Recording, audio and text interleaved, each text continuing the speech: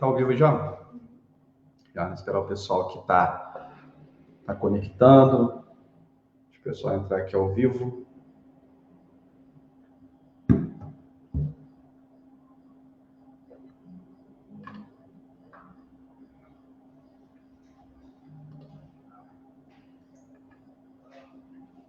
Opa! Boa noite a todos, pessoal que está chegando aí nesse momento para mais uma live, né?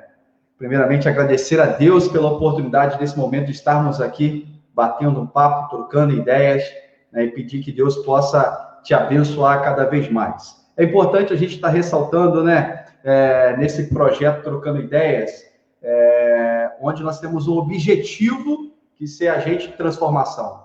Levar consciência, levar informação, formação para a população, para que ela possa cada vez mais estar ciente daquilo que é necessário, dos seus direitos e dos seus deveres. E é assim que nós queremos mudar e ter uma renovação política, não somente no nosso município, mas no nosso estado e no nosso país. Desde já quero agradecer a sua participação conosco, né, e que você possa estar comentando com a gente aqui nessa live, fazendo as suas perguntas. Hoje eu tenho, né, a honra de estar presente, estar conversando com o meu amigo deputado Márcio Galberto, deputado estadual, que daqui a pouquinho ele vai estar se apresentando aí para a gente, né, e vamos aí, né, compartilhando essa live, comentando. Eu acho que aqui hoje eu não estou conseguindo ver os comentários, né, pelo stream. Eu vou até dar uma atualizada aqui, mas eu vou estar acompanhando diretamente pelo Facebook e mandando um abraço para vocês. As pessoas que fizeram pergunta diretamente para o deputado, eu vou repassar para ele e ele vai estar te respondendo nessa noite. Eu quero já aproveitar, mandar um abraço aqui para o meu amigo pré-candidato, o Arley Monteiro, lá de Porciúncula, deputado, tá ligadinho na gente. Mandar um abraço também para o nosso pré-candidato a vereador, Tony Cunha, para a Bruninha, um abraço. Quero mandar um abraço para você que está nos assistindo e que você possa compartilhar e também, né, estar aí, né, divulgando essa ideia nossa de fazer uma política de debate de ideias e não de pessoas. Esse é o nosso objetivo. Né? E o tema de hoje é renovação política é possível. Será que é possível uma renovação política, né, onde é uma classe tão desacreditada, mas que precisa de pessoas boas, pessoas com coragem, de combater esse sistema, que é um sistema vicioso. Eu gosto muito, né, da frase de Santo Agostinho, que ele diz assim: a esperança tem duas filhas lindas, a indignação e a coragem. A indignação nos ensina a não aceitar as coisas como estão e a coragem para mudá-las. Santo Agostinho nos traz esse ensinamento maravilhoso, e é isso, que nós possamos ter coragem para mudar a situação que nós estamos vivendo no nosso município, no nosso estado, não é isso? No nosso governo federal, a gente ainda tem muita esperança. É um combate muito árduo, onde o nosso presidente está tentando combater esse sistema, e nós acreditamos muito no trabalho do nosso presidente Jair Messias Bolsonaro. E hoje eu tenho aqui a honra de estar presente com o meu amigo deputado estadual Márcio Galberto, um deputado, né, que tem feito um trabalho brilhante na Alerj. Quero te agradecer. Começamos aí um pouquinho atrasado, porque ele estava nas suas atividades lá na Alerj. Márcio Galberto, para quem não conhece, ele é inspetor da Polícia Civil e deputado eleito nessa última eleição pelo partido PSL. Mas o que nos chama a atenção, deputado, é esse tema de hoje de renovação política, né? É claro que eu tive essa ideia de colocar, porque você, sem dúvida, é uma esperança da renovação política, não somente em nosso estado, mas a renovação política em nosso país. E para você que está nos assistindo agora, talvez você não conhece o nosso deputado, o deputado Márcio Galberto, ele ficou entre o deputado, se eu não me engano, que teve o maior custo eleitoral. Gastou R$ 3.288,98, né? Fizeram uma pesquisa lá nos seus números de votos, saiu 14 centavos de voto. Isso é algo inédito. Parabéns, deputado, que você possa saudar aí todas as pessoas que estamos assistindo neste momento. Boa noite, Bruninho. Boa noite a todos vocês que nos assistem. É uma alegria muito grande estar com você. O Bruninho, sem dúvida alguma, já que ele começou a falar sobre renovação política, é uma dessas esperanças que poderá, se Deus quiser, renovar a política não só a nível nacional, mas também a nível municipal, né? Se Deus quiser, é pré-candidato a prefeito de Talva, é o meu pré-candidato, é o pré-candidato de todas aquelas pessoas que são conservadoras, que pautam suas vidas em princípios, em valores morais, em virtudes. Então, isso é o que nós precisamos hoje. Eu até escrevia no Twitter, Bruninho, mais cedo, que nós precisamos de verdadeiros conservadores. E não de conservadores de ocasião, daqueles conservadores que viraram conservadores a partir de 2018 apenas para serem reeleitos. E nós já vimos os frutos que esses falsos conservadores estão dando, né? Frutos podres, infelizmente, porque nunca foram conservadores de fato. Então, é uma alegria muito grande, eu tenho um amor e um carinho enormes por Italva, por seus moradores, pela região norte e noroeste como um todo. Todas as vezes que eu estive aí, fui muito bem recebido, muito bem acolhido por você e por tantas outras pessoas, Bruninho. Então, isso é um motivo de alegria. E aí, já que você tocou no assunto de campanha, da campanha que eu fiz, que foi realmente... Eu não poderia deixar de tocar nesse assunto. Os valores foram muito baixos. Eu gostaria de falar só um pouquinho mais, porque muitas pessoas, por onde eu passo, pedem que eu fale sobre isso, até para que elas fiquem mais motivadas.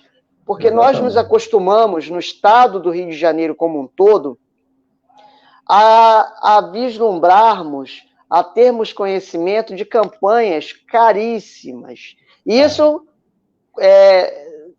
Isso com aquelas campanhas que foram declaradas, fora aquele dinheiro de Caixa 2, né, que nós não tomamos conhecimento. Mas, por exemplo, quantas vezes eu não ouvi que campanha barata não frutificava, que você, para ser deputado estadual, precisava começar na disputa com 300, 400 mil reais.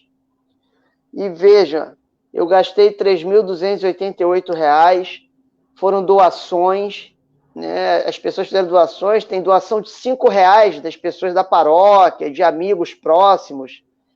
Então, e digo mais, para concluir esse primeiro momento, que eu ainda devolvi R$ 814 para o partido. Então, a minha campanha foi mais barata do que foi anunciado, porque quando o Jornal Extra noticiou isso, que foi a campanha mais barata da história, né, de um deputado estadual vencedor, que venceu a campanha, eu ainda não tinha devolvido a sobra, mas sobrou ainda 800 e poucos reais que eu devolvi para o partido. Então, com certeza, foi menos de 14 centavos por voto que eu tive, né? Então, é isso. Se você está ouvindo isso agora, é pré-candidato, né? Então, saiba que o que você precisa muito é de um bom caráter, é ser verdadeiro, é ter valores irrenunciáveis, é praticar as virtudes, responsabilidade, coragem, pontualidade, enfim, é ser um homem virtuoso. É isso que a sociedade brasileira precisa, desses políticos que nós precisamos. E no nosso caso, como nós somos católicos, né, nós sabemos que foram os santos os grandes responsáveis pelas mudanças, as grandes mudanças na história da humanidade, né? Mudanças para melhor. Então é isso, Bruninho. Muito obrigado pelo convite, pela oportunidade de participar desta live contigo. Eu que agradeço, deputado, porque eu estou iniciando, deputado, a carreira política, né? Eu tive a oportunidade em 2016, agora estou aprendendo, né? Tive que me adaptar a essa nova realidade, como o senhor era inspetor, ou melhor, é inspetor de Polícia Civil, porque essa é a sua profissão. Política é vocação, né? Eu falo que política não é profissão, política é vocação de você querer fazer o bem comum a todos. Eu tenho a formação química, me formei na área de gestão pública, né? Então eu tive que me adaptar essa nova realidade, foi um grande desafio, não foi fácil. Você já logo entrar e se deparar com um sistema altamente vicioso, não é fácil, né? Precisamos sim, como você disse, de homens e mulheres virtuosas que querem romper de fato esse sistema vicioso, né, que instaurou, né, na história da nossa política brasileira. E, deputado, como eu disse que o senhor é essa figura para nós jovens, como uma figura de renovação, o senhor que, apesar de não morar na região noroeste, já veio aqui várias vezes, já esteve aqui na comunidade Betânia, onde nós te levamos lá, teve aqui através, quero até mandar um abraço para o senhor Ailton, né, te levou lá no Hospital São José da Bahia, você esteve aqui na minha casa, já rodou todo esse noroeste, teve agora esse final de semana, se eu não me engano, na região dos Lagos, não é isso que o senhor teve lá? O senhor, o que o senhor pode falar para nós que estamos iniciando nessa política, nesse caminho, e onde a gente tem esse grande desafio? Eu falo que é sempre uma batalha, uma verdadeira batalha igual do Antigo Testamento, é Davi contra Golias. Você já enfrentou o Golias, e a gente vê isso em números, né? O que você pode estar trazendo para nós de motivação para essa renovação? Você acredita nessa renovação? Tivemos na esfera federal, tivemos na esfera estadual, e agora nós esperamos na esfera municipal. O senhor acredita nessa renovação? Pode acontecer, de fato, uma renovação na esfera municipal? Eu acredito. As pessoas hoje estão mais atentas à política. O Brasil é um país conservador, mas esse conservadorismo estava anestesiado. Verdade. E de uns tempos para cá, de uns anos para cá, começou a haver um despertar desse conservadorismo. Mas essa mudança, essa renovação, ela está no início. Com a eleição do presidente Jair Bolsonaro, isso foi um grande alento, foi uma belíssima vitória, porque nós sabemos que, infelizmente, há mais de 40 anos, o esquerdismo tem dominado o nosso país, tem dominado o jornalismo, o esquerdismo tem dominado as nossas universidades, os nossos colégios, os nossos tribunais. Uma geração inteira foi formada na mentalidade esquerdista, e nós sabemos, porque nós estamos agora vendo os frutos, a tragédia que foi isso. Verdade. Então, nós vimos o avanço do aborto, nós vimos o avanço do gaysismo, da ideologia de gênero, nós vimos o avanço da violência por causa da romantização da criminalidade e dos criminosos, daquela atitude de encarar um criminoso apenas como uma vítima da sociedade e não como alguém que, por livre e espontânea vontade, escolheu aquele caminho. Então, nós temos visto também a questão de tentativas sucessivas em decorrência dessa mentalidade esquerdista sobre a qual eu estou discorrendo nesse momento, da liberalização e descriminalização das drogas. Nós vimos nos governos esquerdistas do Lula e da Dilma a corrupção como nós nunca tínhamos visto nesse país. Né? Os maiores escândalos de corrupção, eu ouso dizer,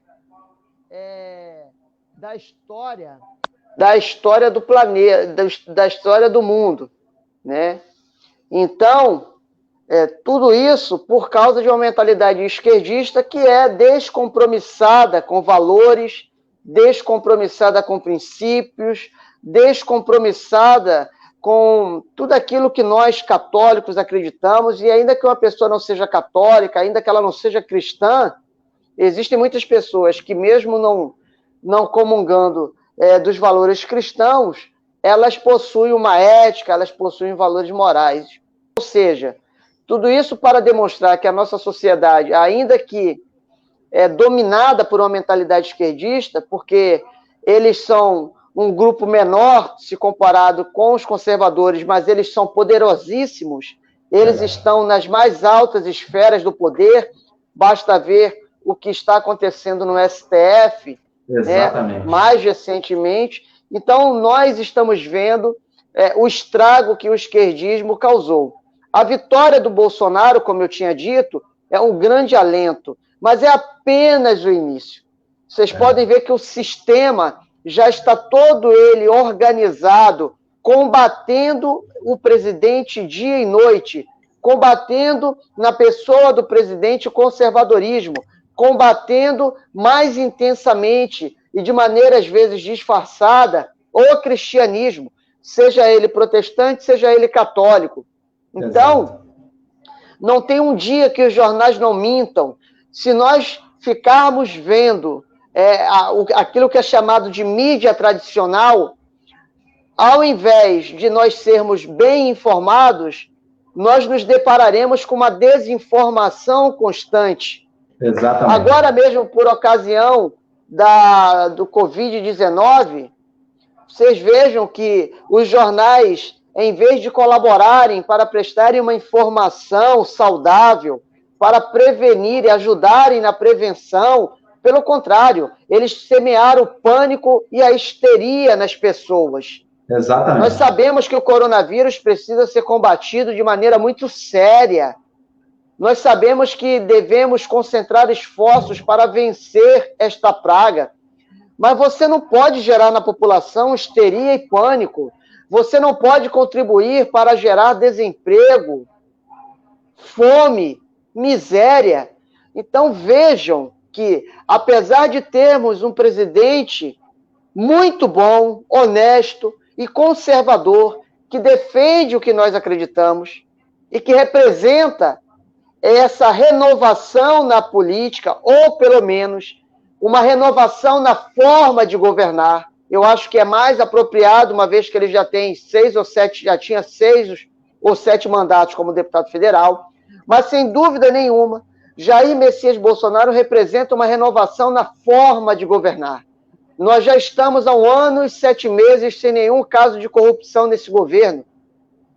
O que para a realidade do nosso país é um marco, já é histórico. Verdade. Não é mesmo? Verdade. Nós não gostaríamos que fosse isso, né? Nós não gostaríamos de fazer essa comparação, mas infelizmente os governos anteriores tiveram muitos escândalos de corrupção. Corrupção que acaba matando milhões de brasileiros todos os anos, na fila dos hospitais, através do desemprego, porque a corrupção ela impacta em todos os setores. Então, Bruninho, eu acredito muito nessa renovação, mas é preciso alertar os nossos ouvintes que essa renovação, aqui no Brasil, essa renovação política, ou com políticos que nunca tiveram mandatos, ou com políticos que já tinham mandato, mas nunca tiveram o comando que hoje estão tendo, essa renovação está no início.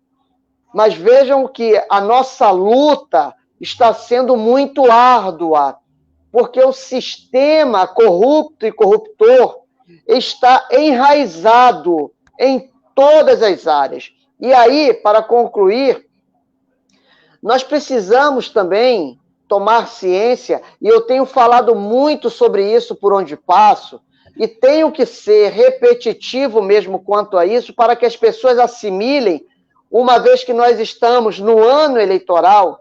Existem 4 tipos de corrupção, Bruninho. Existem 4 tipos de corrupção. 4. Corrupção moral, corrupção espiritual, corrupção intelectual e corrupção monetária. Verdade, verdade. A pessoa, para cair na corrupção monetária, ou ela já caiu na corrupção moral, ou ela já caiu na corrupção espiritual, ou ela já caiu na corrupção intelectual, ou já caiu nas 3 para chegar na monetária. Por isso que, para um conservador, não basta um político chegar e dizer assim: eu nunca peguei dinheiro. Tá, nunca pegou dinheiro, mas é a favor do aborto. Nunca pegou dinheiro, mas tem pautas que destroem a família. Então não adianta, ele é tão corrupto quanto alguém que pega dinheiro. Verdade, verdade. Precisamos ter consciência disso, porque nesse período agora, nós teremos candidatos, por exemplo, de esquerda, dizendo para você que nunca se corrompeu monetariamente. Verdade. E aí a gente, tá bom, você nunca se corrompeu monetariamente. O que você acha da família? O que você... Aí você me diz: bom, Márcio, mas isso será que é tão importante? É. Sabe por quê?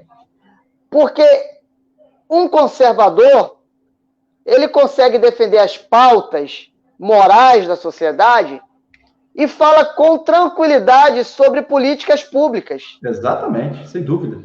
Agora, alguém que já está corrompido moralmente não consegue falar de valores, ainda que consiga falar de políticas públicas. Verdade. O conservador, ele consegue falar, transitar por qualquer área. Verdade.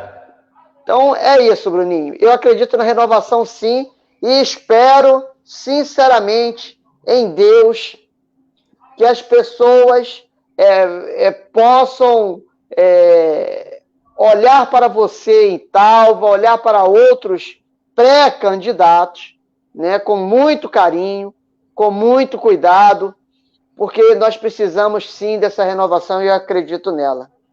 Poxa, deputado, eu ficando atento aqui, né, no que o senhor estava falando, eu estou até olhando para o celular hoje, porque pelo navegador não estou conseguindo. Tem mais de 50 pessoas aqui online e, sei lá, mais de 60 comentários, só que não está passando para mim aqui ao vivo, então tem que ficar olhando o celular. Às vezes vou olhar para baixo. Mas atento nas suas falas, uma coisa que impressiona, né, eu até vi um comentário, essa inversão de valores. Agora, né, não sei se ainda foi colocado em pauta no STF, algo se um agente político cristão tiver apoio da sua igreja, ou a igreja católica, ou a igreja evangélica, ele pode ser condenado por abuso de poder religioso. Olha que loucura! Olha a perseguição. Para um miliciante, se ele tiver um apoio de uma facção criminosa, ele é normal, não tem problema nenhum. Agora, se um cristão tiver apoio dos cristãos da sua igreja, da sua denominação, ele pode perder o seu mandato por abuso de poder religioso. Uma inversão, né, de valores em nosso país que é assombroso.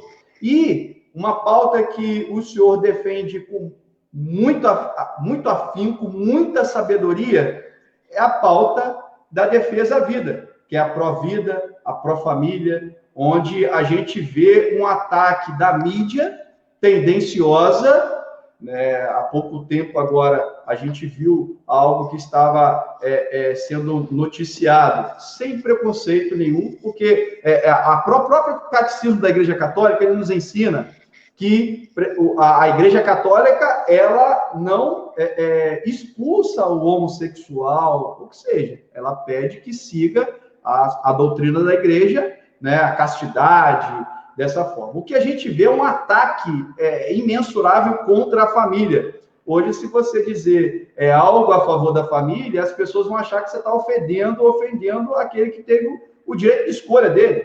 Não é isso? E a gente vê o senhor, né, com essa defesa dessa pauta da pró-vida, pró-família, e nós gostaríamos que o senhor pudesse falar um pouquinho sobre essa defesa que o senhor faz lá na LERJ, né, com muito afinco, porque a gente sabe que, às vezes, essa pauta ela é colocada nas surdinas, né? Aborto, vamos colocar nas surdinas. A sorte que nós temos, né, pessoas como o senhor e tantos outros lá no governo federal que nos alerta e a comunidade cristã ela acaba se manifestando, né, contra essas arbitrariedades que acontece hoje no nosso judiciário, no nosso país. O senhor pode falar um pouquinho sobre nós, sobre essa importância dessa promoção da defesa da vida? Então, porque se nós não defendemos um bebê, uma criança no ventre da mãe, quem nós defenderemos?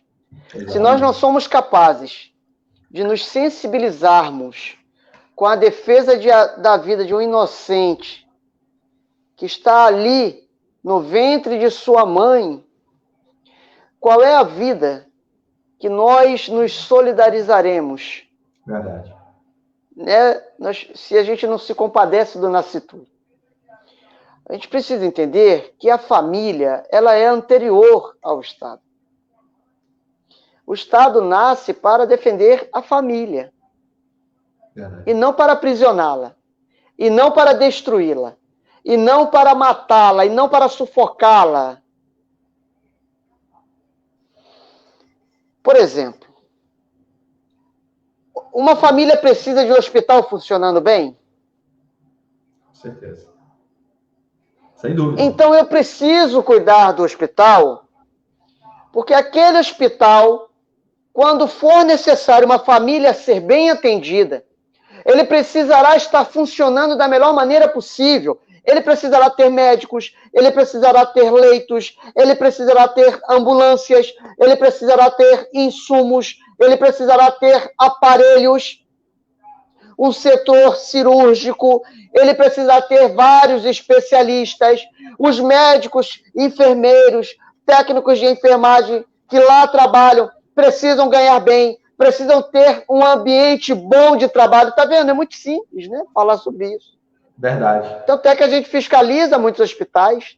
Verdade. Tanto é que, recentemente, eu estive no Hospital São José do Avaí, graças ao senhor Ailton, que é pré-candidato a vereador.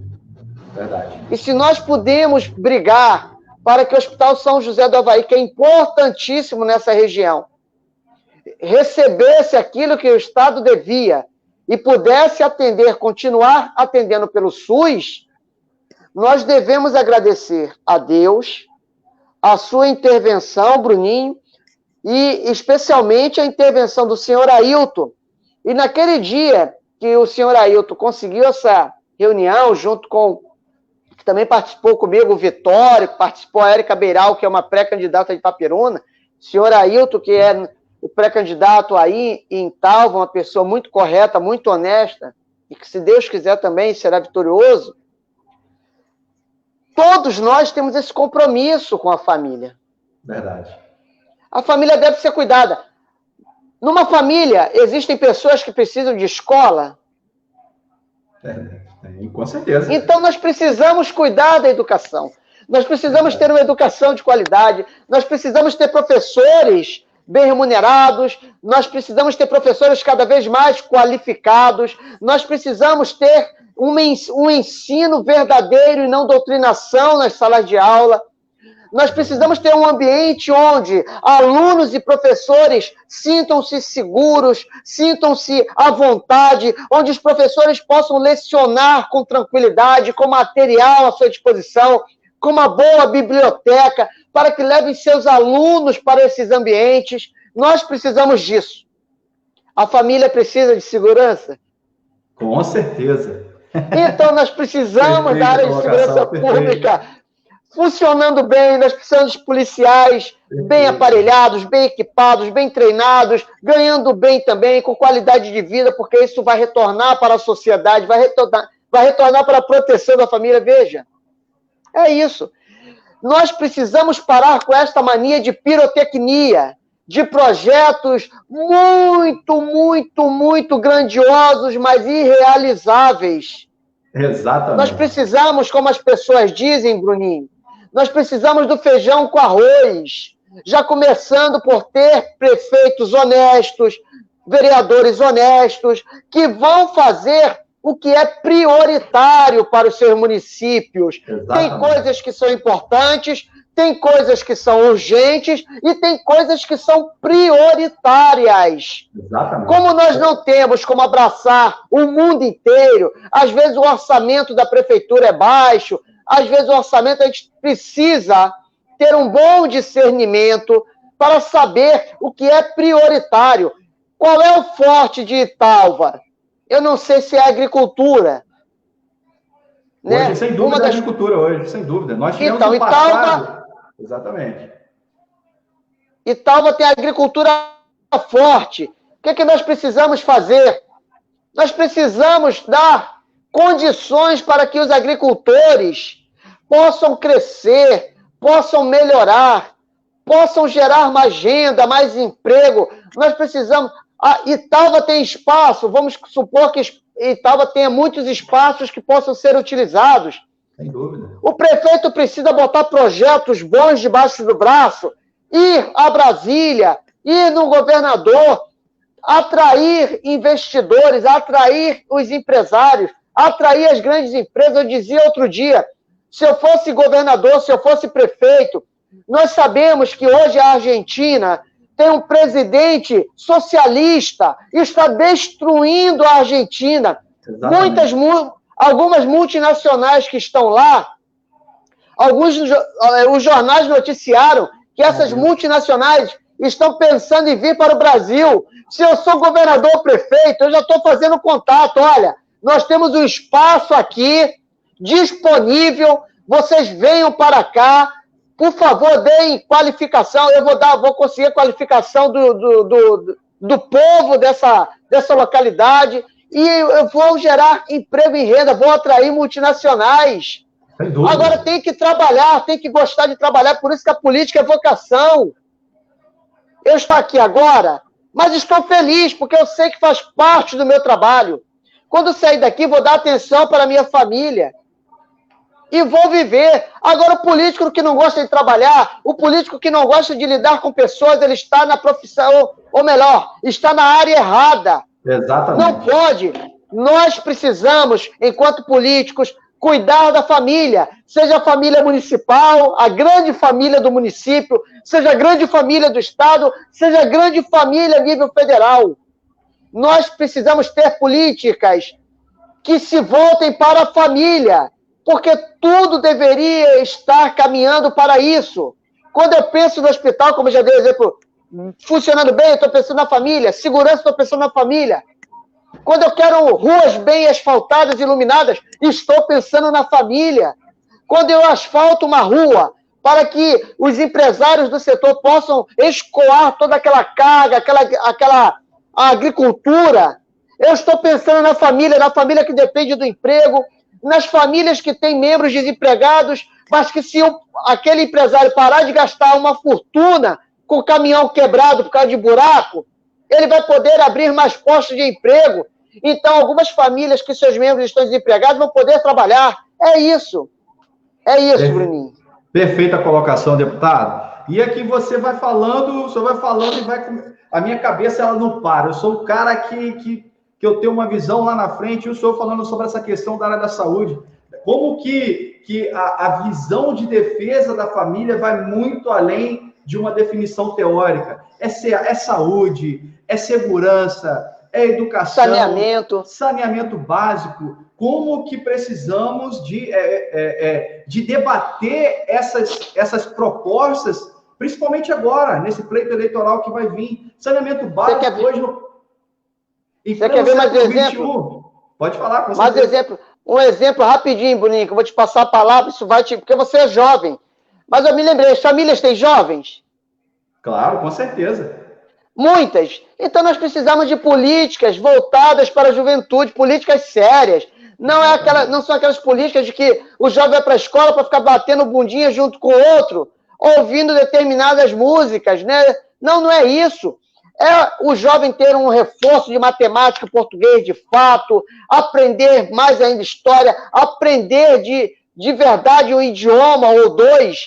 Né? Até hoje eu não sei, porque muitas escolas têm professores de inglês e espanhol, mas os alunos não saem falando fluentemente inglês e espanhol, não compreendem, isso é um gasto público desnecessário. Tem que mudar o currículo e falar, não, vocês vão aprender de fato em inglês e espanhol. Eu também não sei se mudou, se já mudou da minha época para cá. Eu estou com 43 anos, mas na minha época tínhamos já professor de inglês, mas aprendíamos o verbo to be, fazíamos algumas coisinhas, não era para sair falando fluentemente, como em alguns cursos. Então, tudo isso precisa ser visto. Entendeu? Continue, Bruno, desculpa te interromper. Exatamente. Nada que isso só venha acrescentar ainda mais nessa importância de trazer essa mentalidade para a administração pública. Eu sempre falo aqui, estava conversando com alguns amigos hoje, que a política ela tem que ser debate de ideias.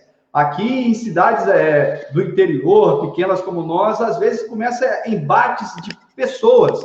E aquele problema que é pontual, como nós temos problema na área da saúde, como nós temos problema na área de infraestrutura, de mobilidade urbana, saneamento básico, em pleno século XXI, ainda toda a nossa rede de tratamento de esgoto cai dentro do nosso rio Muriaé. Nós bebemos a água do rio Muriaé. Nós temos vários N problemas que precisam ser solucionados sem um discurso de utopia.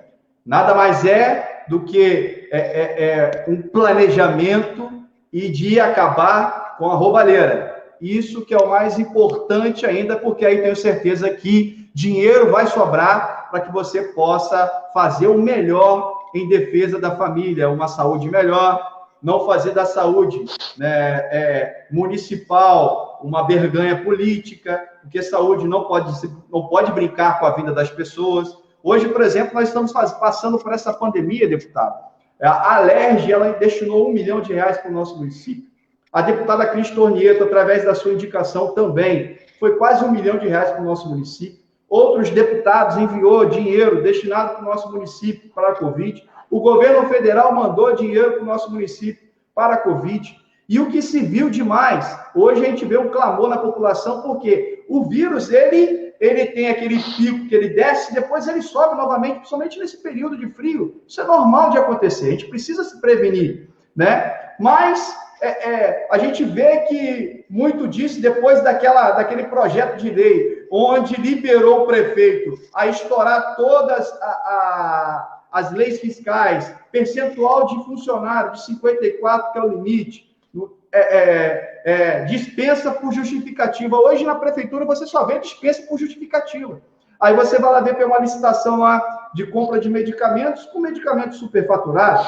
Isso aí é complicado. Aí você vê situações de contratação de pessoal, às vezes desnecessária. Muitas pessoas para você colocar como cabide de emprego. E ali você vê um local que precisa de 2, 3 pessoas, tem 4, 5, 6, 7 pessoas, que não vai resolver o problema. Isso é só por causa do período eleitoral. E agora, com essa liberdade, que na realidade não é uma liberdade. Na realidade, a lei, ela que te dá uma mobilidade maior, porque às vezes a administração pública, ela te engessa, te impede de fazer muita coisa. Como a dispensa de licitação é para agilizar um procedimento, para você salvar aquela vida. E, na realidade, o que a gente tem visto aí no nosso estado, né, e ainda a Polícia Federal ainda cumprindo mandato de prisão em vários municípios da nossa região, do nosso estado, é justamente brincar com o dinheiro do povo, é brincar com vidas, é não defender a família, é não defender o direito do cidadão de ter uma saúde melhor, né? Então, é o que a gente tem visto. Eu vejo, a gente acompanha muito, né? Apesar de a gente não ter tanto contato, mas acompanha nas redes sociais. O senhor foi uma das pessoas, juntamente com o deputado estadual Felipe Pobel e outros, de levantar essa bandeira, de denunciar o governador do estado, né? Que em pouco tempo, né? Até pouco tempo demais, né? Se envolveu com esses escândalos, né? Em nosso estado, com desvio de dinheiro público. Até então, encontraram quase 7, 8 milhões, não sei, na casa do ex-secretário de Estado, né? Se eu não me engano agora, o secretário de Estado de Saúde. Olha o dinheiro. Era o dinheiro que resolveria o problema do Hospital São José da Bahia, que é uma dívida que tem lá de 11 milhões de reais que o Estado tem com o hospital. Estava lá no apartamento do cara, aquele dinheiro vivo. A Polícia Federal contava, teve que máquina para contar. Isso a gente vê aqui, na nossa realidade.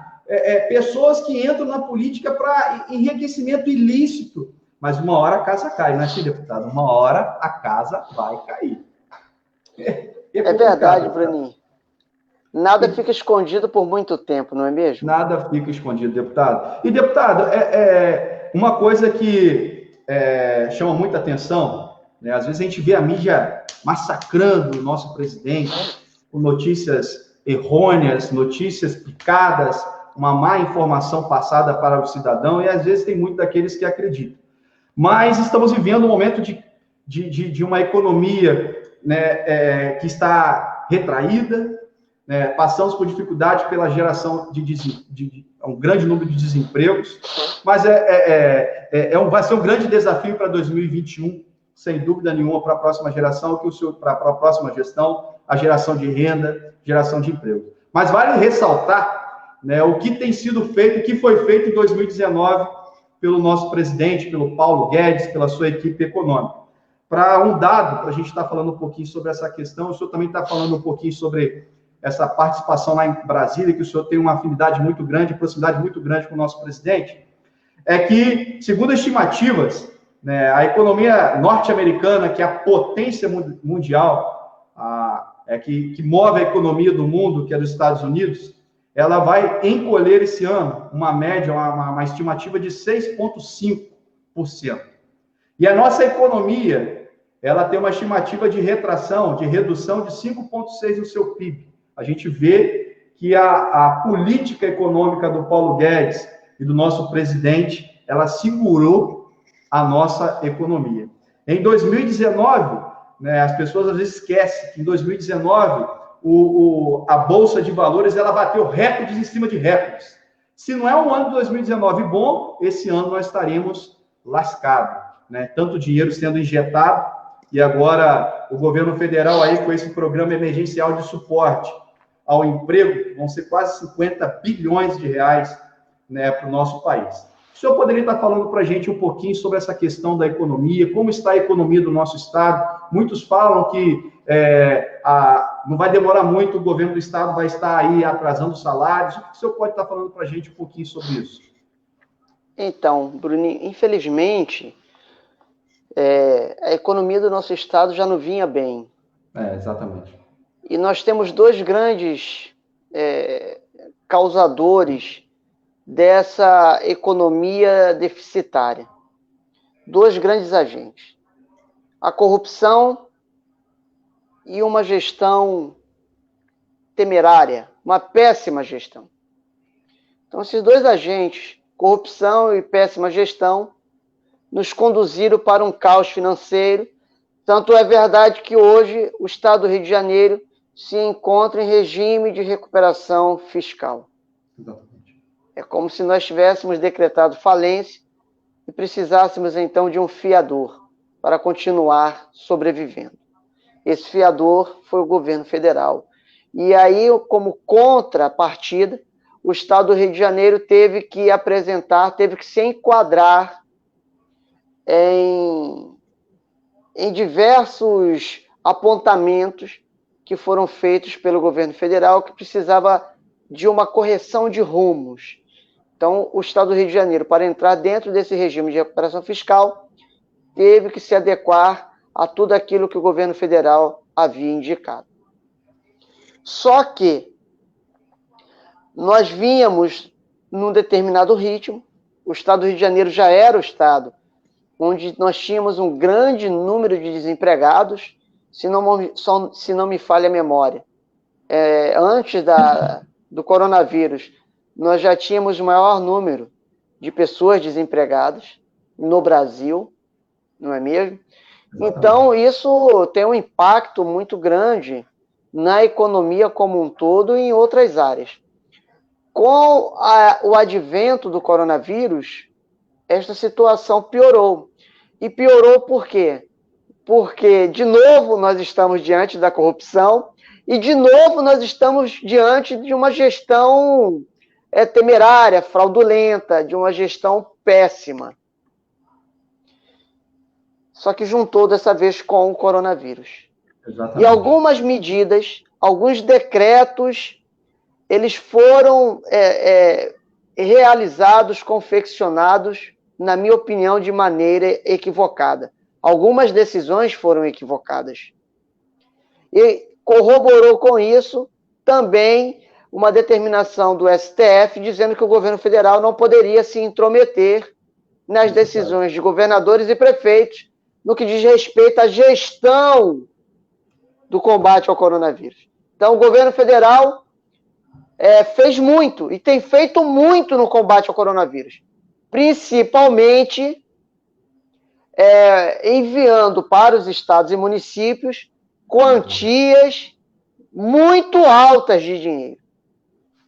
E os prefeitos, alguns prefeitos e alguns governadores, em vez de aproveitarem esses recursos e investirem em atitudes concretas, eficazes e eficientes no combate ao coronavírus, infelizmente, e é com muito lamento que eu falo isso, eles não souberam administrar esses recursos e usaram essa verba de forma equivocada, isso quando não foi utilizada em corrupção. Exatamente. Então, por exemplo, eu tive coronavírus, minha esposa teve coronavírus e meus filhos.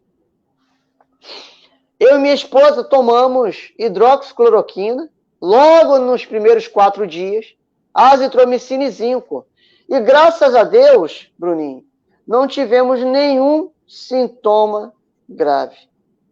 Alguns municípios pequenos adotaram esse protocolo preventivo, né? E hoje esse protocolo já está mais sofisticado. Então, alguns prefeitos, por exemplo, a partir de uma prescrição médica, de um protocolo, eles estão dando para as pessoas que manifestam os sintomas, logo nos primeiros 4 dias, logo no início. Alguns estão dando ivermectina, azitromicina e zinco. Se a pessoa não mostrar uma evolução clínica, me parece, nos 2 primeiros dias, tomando a ivermectina, eles entram com a hidroxicloroquina. Então, existem protocolos no combate ao coronavírus que estão se mostrando muito eficientes, seja com a ivermectina ou principalmente com a hidroxicloroquina. Pô, mas o que tem isso a ver com a economia? Bom, isso tem a ver que se esse protocolo fosse adotado de maneira adequada na fase 1, né, que significa ali onde o vírus começa a se replicar, e é onde justamente a hidroxicloroquina, mais a azitromicina, mais o zinco agem, nós poderíamos ter feito uma coisa mais racional, mais lógica. Preservaríamos as pessoas consideradas grupo de risco, idosos, pessoas com alguma comorbidade, e liberaríamos com precauções, né? Máscara, talvez, álcool em gel, mas as pessoas sem nenhuma comorbidade grave, jovens, né, com disposição, na flor da idade, para continuarem trabalhando e estudando. E caso viessem a contrair, tomariam medicamento, manteriam distância dessas pessoas que eu já falei, e isso não traria um impacto tão terrível como nós estamos já percebendo na nossa economia em decorrência das consequências do coronavírus. Verdade. Porque nós não temos como ficar em casa um ano inteiro. Não tem. Isso significa, as pessoas falam, mas vocês estão colocando a economia à frente da vida. Não, não estamos. Eu não sou louco, eu sou católico. Só que a fome mata. Uma pessoa sem emprego, sem dinheiro para se alimentar, sem dinheiro para comprar aquilo que é necessário, o básico, ela adoece, não tem dinheiro para remédio, ela não tem dinheiro para se cuidar e ela morre.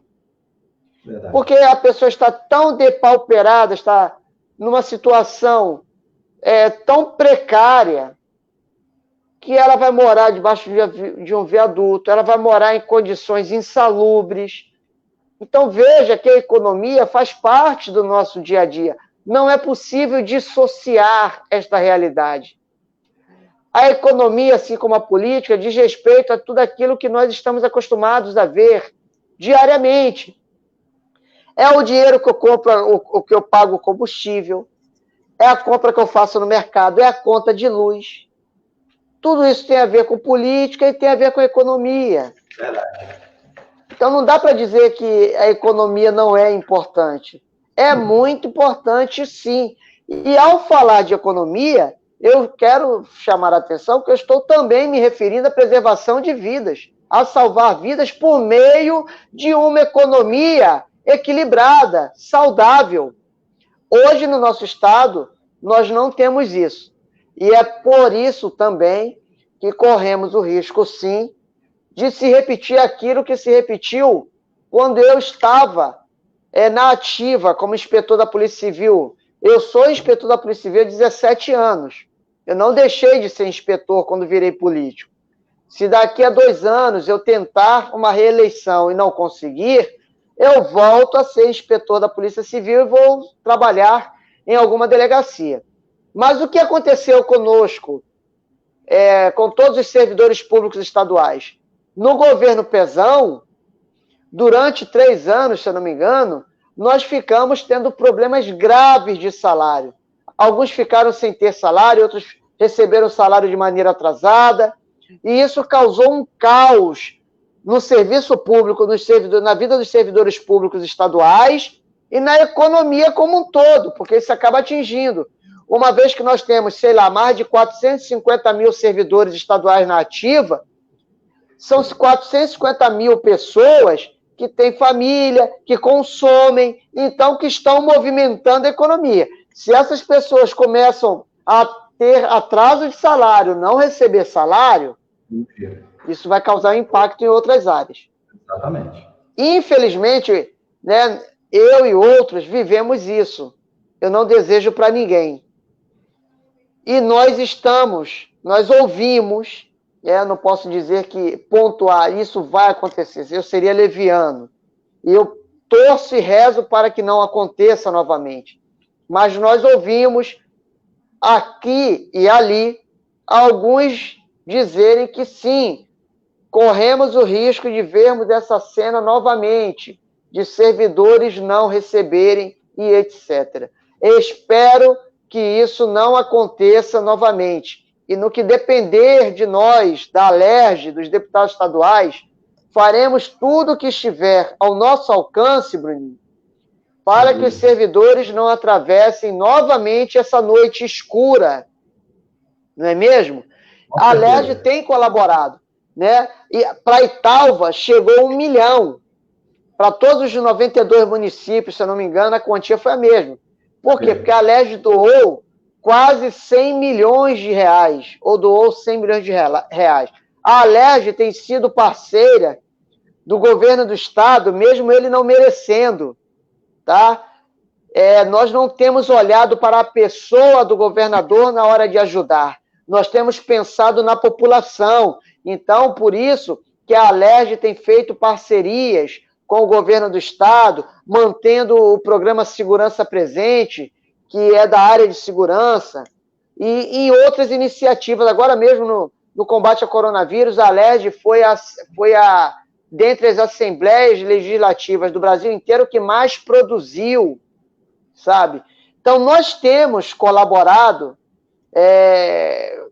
com aquilo que é cabível, que é possível, tá? E vamos colaborar, mas os governadores, o governador e os prefeitos precisam fazer o que lhes compete.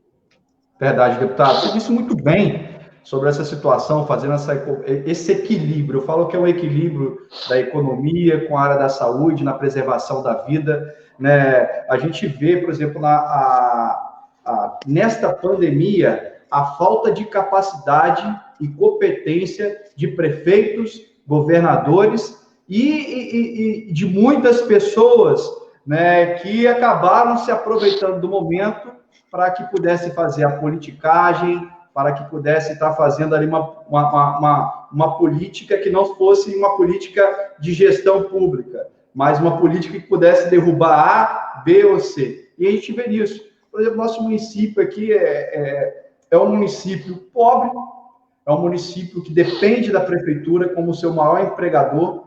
Então, nós temos várias lojas de comerciantes aqui. Passou da hora, né, do gestor chamar esses comerciantes para perto, perguntar o que precisa, o que pode alavancar, ajudar o comércio local. Quer dizer, o que a gente mais se vê é comércio fechando, vamos fechar. Se a solução fosse fechar tudo, né, é claro que precisa, eu sempre falo que precisa ter um equilíbrio entre o protocolo da Secretaria de Saúde e a população colocar isso em prática, né? A gente não pode esquecer de colocar em prática aquilo que as orientações, não é assim? Mas a falta de competência, de planejamento do executivo municipal e estadual foi assombroso, né? E aí a gente vê essas 95 mil vidas que foram ceifadas em nosso país, né, onde o número de recuperados ainda é muito maior, né, estamos aí no primeiro lugar em número de recuperados em nosso país, né, acabou sendo, né, esse desastre porque por falta de competência de muitos na gestão. Por exemplo, no nosso estado, tínhamos aqueles vários hospitais de campanhas, que uns nem inaugurou, outros mal funcionou e já fechou, né? E a gente vê em outros investimentos na saúde como prioridade, falta de teste rápido, tantos outros instrumentos que podem contribuir para o agente de saúde trabalhar e fazer um serviço melhor, faltando. Mas, deputado, a gente aí está chegando ao final da nossa live, do nosso bate-papo, né, aqui, né? Desde já, quero muito agradecer a sua participação, a disponibilidade. Eu sei que a sua agenda é muito extensa, né? E quando a gente vê um político que está 24 horas trabalhando, você saiu da Alerj, se colocou à disposição para a gente estar aqui trocando essa ideia. Infelizmente, tivemos mais de 120 comentários, mas eu não estou conseguindo acessar aqui para a gente estar fazendo as perguntas, mas depois ali vou estar respondendo cada um deles, né? Eu quero te agradecer por essa oportunidade de eu estar aprendendo cada vez mais, que o senhor deu uma aula para a gente aqui, e por estar trazendo esclarecimento para as pessoas que estão nos ouvindo, participando, aquelas que ainda irão escutar, participar da nossa live, porque ela vai ficar salva aqui na nossa rede social. Então, eu quero te agradecer por essa oportunidade, que o senhor possa estar passando para a gente essas considerações finais. Bem, Bruninho, primeiro, mais uma vez, muito obrigado pela oportunidade. Temos já quase uma hora de uma conversa muito agradável, onde nós podemos falar um pouco sobre o que nós acreditamos, porque eu sei que você é uma pessoa muito honrada, que comunga dos mesmos ideais que eu acredito. Nós temos como norte o senhorio de nosso Senhor Jesus Cristo em nossas vidas, e isso faz uma diferença muito grande. Sabemos que existem, infelizmente, muitos picaretas que se escondem atrás de uma Bíblia e de uma falsa piedade, mas que não é o nosso caso. Nós, de fato, acreditamos em Deus e queremos fazer sua vontade onde quer que estejamos, seja na política, seja na família, seja no nosso dia a dia. Estamos lutando para sermos homens santos. Nós precisamos disso. Nós precisamos de políticos santos, pessoas que se deixem ser conduzidas pelo Espírito Santo. É isso. E nós estamos lutando. Lembrem-se, o joio caminha junto com o trigo. Nós devemos nos esforçar também para ser este trigo, porque a sociedade precisa de nós. Nós precisamos estar dispostos a nos sacrificar pelos nossos semelhantes, por amor, seguindo o exemplo de nosso Senhor, que se deixou crucificar por cada um de nós, mesmo sem merecermos. Nós também devemos seguir o exemplo como políticos e nos sacrificarmos por aqueles que o nosso Senhor morreu e ressuscitou. Fazer o bem sem olhar a quem. Eu sei que é uma frase clichê, mas mesmo sendo uma frase clichê, ela não deixa de ser verdadeira e muito atual. Verdade. O político tem que sair do seu gabinete, ele precisa caminhar entre os seus, ele precisa ir ao encontro do povo, ele precisa estar preparado para ouvir, para ser criticado, para ser aconselhado, para ser corrigido, porque nós não sabemos tudo. Verdade. Nós precisamos, sim, que as pessoas nos orientem em muitas ocasiões durante o nosso mandato. Verdade. Então, é isso, Bruninho. Que Deus te abençoe. Nós vamos caminhar juntos, assim como irei caminhar junto, se necessário e se convidado, com o nosso pré-candidato, o senhor Ailton, e tantos outros que têm me procurado. Nós precisamos renovar a política.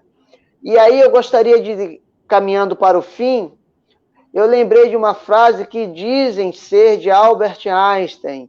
Ele dizia o seguinte: somente um louco faz sempre as mesmas coisas e espera resultados diferentes. Só um louco faz sempre as mesmas coisas e espera resultados diferentes. Muito mais do que fazer diferente, Bruninho. Nós precisamos ser a diferença que tanto exigimos. Exatamente. Então é isso. Com Deus faremos proezas, não é mesmo? É isso, meu irmão. Muito obrigado e nos veremos em outras oportunidades. E muito obrigado a você que acompanhou esta live. Sabe? Que Deus nos abençoe.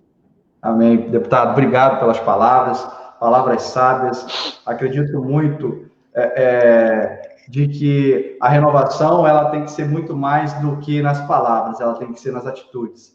Não é isso? Como diz o ditado, a palavra convence, mas o testemunho ela arrasta. Então, esse é o objetivo nosso desse projeto. Quero te agradecer, deputado, que Deus possa te abençoar a sua família. Agradeço aí a todos que participaram conosco nessa live, mais de 120 comentários aqui. Depois eu vou conseguir ler. Não vou conseguir mandar abraço para todo mundo, porque eu não estou conseguindo ver os comentários aqui, mas eu agradeço você que participou e digo que nós estamos aí para trocar ideias, para solucionar problemas, e eu tenho certeza que acredito muito naquilo que se diz na gestão participativa. Todos nós temos ideias que podem ajudar, somar, para que possa resolver os problemas pontuais. Então, que Deus possa te abençoar, que Deus abençoe a nossa família, Deus abençoe a nossa cidade, Deus abençoe o nosso estado, Deus abençoe a nação. Até a próxima, se Deus quiser, na próxima segunda-feira, estaremos aqui novamente ao vivo, toda segunda e quarta-feira, estamos batendo esse bate-papo bacana com alguns temas, e que você possa estar compartilhando essa live com o maior número de pessoas possíveis, tá? Um forte abraço, que Deus abençoe cada um de nós. Um abraço.